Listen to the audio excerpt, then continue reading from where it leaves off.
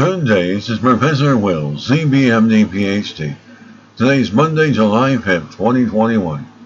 It is 8:20 and 11 seconds, p.m. Eastern Standard Time. Today's research, neurological conditions.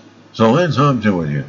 Pioneering non-invasive technique for neurological conditions.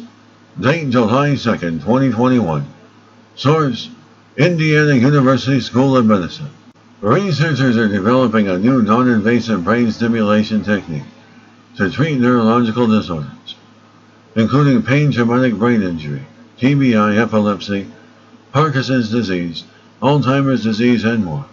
Given the increasing use of brain stimulation in human brain study and treatment of neurological diseases, this research can make a big impact on physicians and their patients. When someone experiences a brain injury, nerve injury, or neurodegeneration, such as an epilepsy and TBI, there is damage to the brain, which can lead to loss and damage of nerve or neurons and development of hyperexcitability that underlies some neurological disorders, such as neuropathic pain and epilepsy.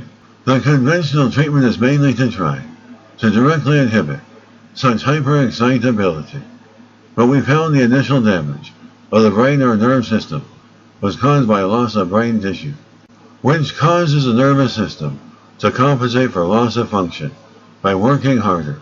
So we need to stimulate activity instead of inhibit it.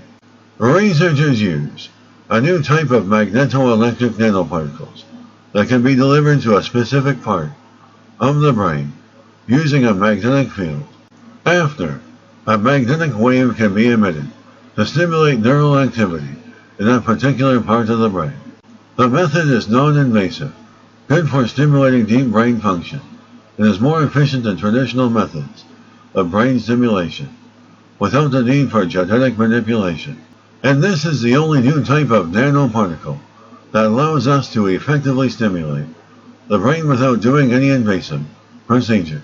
Researchers can inject the nanoparticle as a solution into the vein and then bring it to any part of the body. When you apply a magnet on the head, you can localize and deliver the nanoparticle to the targeted brain region.